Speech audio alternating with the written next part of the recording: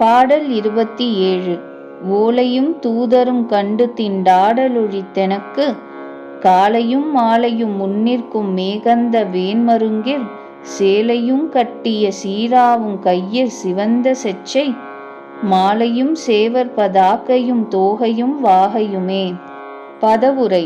முருகக் கடவுளின் திருவரையில், அதாவது பீதாம்பரத்தின் மீது கட்டும் கச்சையும் அதில் கட்டிய சிறிய கூரிய உடைவாளும் தோளிலணிந்த சிவந்த நிறமுடைய வெச்சிமலர் மாலையும் சேவர் கொடியும் மயில்வாகனமும் வெற்றித் திறமும் ஆகிய இவைகள் கூற்றுவனுடைய ஓலையையும் அவனுடைய தூதரையும் கண்டு அடியேன் கலங்குதலை ஒழித்து காலையிலும் மாலையிலும் அடியேனுடைய எதிரில் தோன்றி நின்று அருளும்.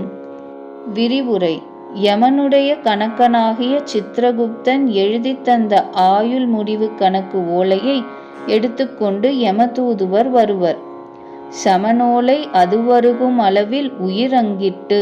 இது திருப்புகழ் வாக்கு.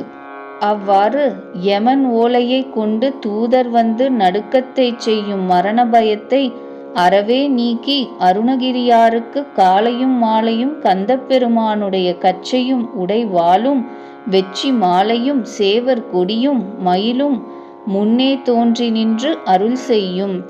என்னே அவருடைய மாண்பு! அருமுகவன் திருவருளை அவரைப்போல் பெற்றார் ஆருலர்.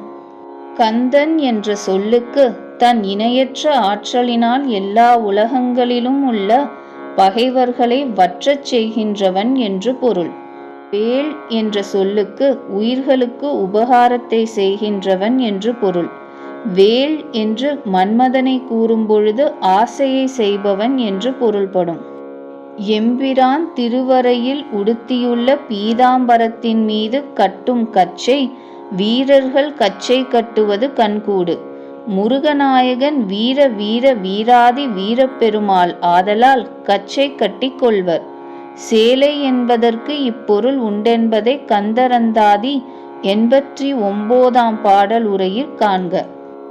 சீரா என்பதற்கு கவச்சம் என்ற பொருளும் உண்டு. எனினும் இங்கு உடைவாள் என்ற பொருளில் வந்துள்ளது. சீரா என்றால் சிறிய கூரிய உடைவாள். இவ்வாறு பிற இடங்களிலும் வருமாறு காண்க. சூர் தூளாய் வீழச் சிறுதாரை சீரா வாளே வாளாலே வேளாலே சேதித்திடும் வீரா. இது திருப்புகழ் வாக்கு. அறையிற்கட்டும் சீராவும் நிசாச்சர குலத்தை இப்படி சீராவினால் அறுத்தறுத்தொதுக்கிய பெருமாளே. இதுவும் திருப்புகழ் வாக்கு. செச்சை என்றால் வெச்சி. வெச்சி மாலை சிறந்த வீரர்கள் தரிப்பது. அது முருகப்பெருமானுக்கு உகந்தது.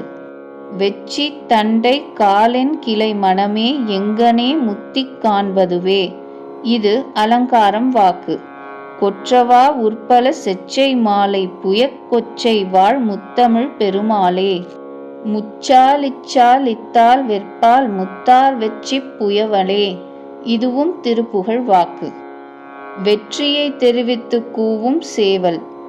வாலகிரியை தனது தாளிடிய பொருது வாகை புனைக்குட் குடபதாகை காரனும்.